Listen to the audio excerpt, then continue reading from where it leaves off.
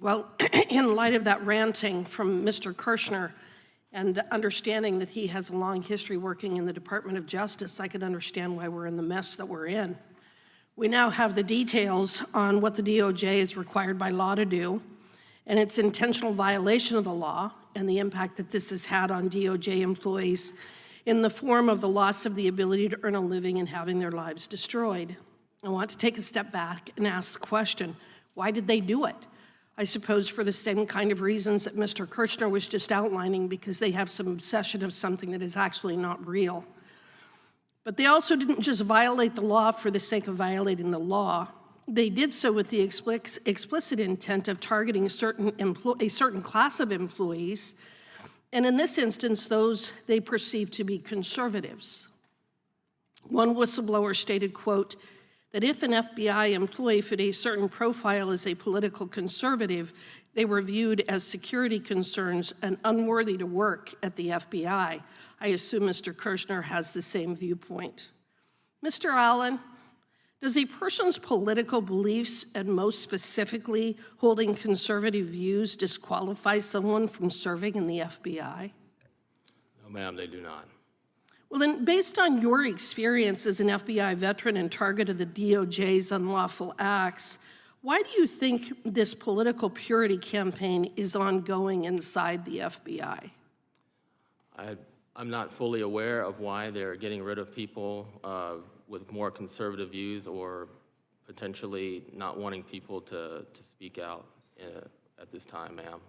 Well, and I think your testimony is that they also are trying to get rid of anyone who holds Christian values and Christian beliefs. Is that your experience as well? That is my experience, especially when you see the comments that were leveled against me and the findings during the investigation.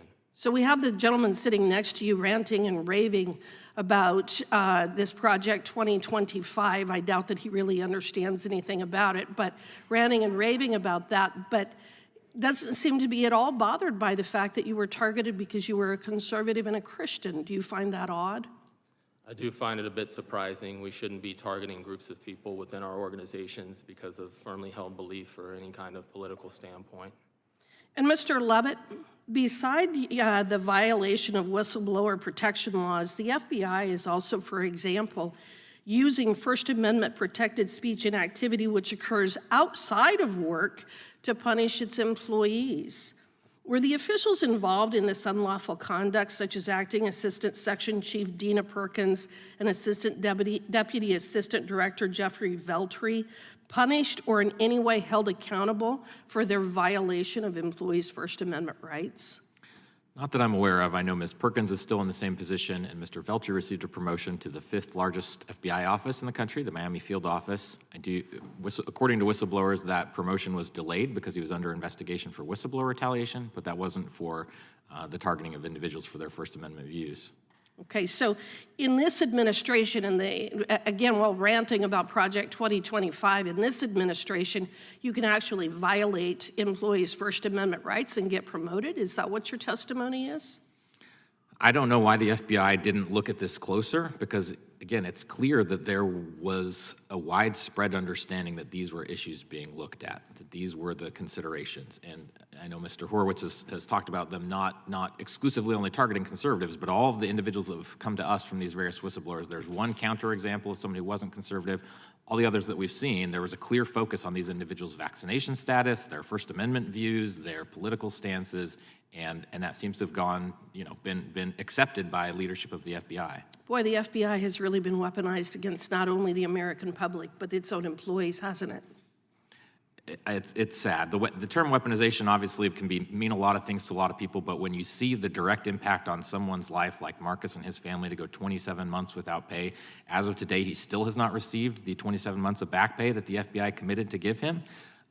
Similarly for Garrett O'Boyle, the amount of time they've gone, I think 23 months at this point, it truly has ruined their lives.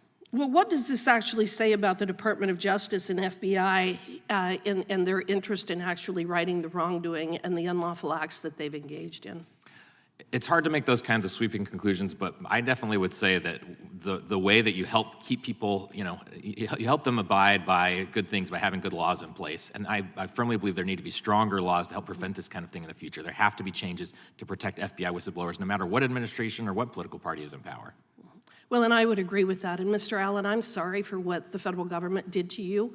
I think it's an absolute crime against humanity the way that you were treated. I respect your faith, respect your loyalty to this country, and we all recognize that what the FBI did was wrong. We thank you for being here, and with that, I yield back. Mr. Chairman.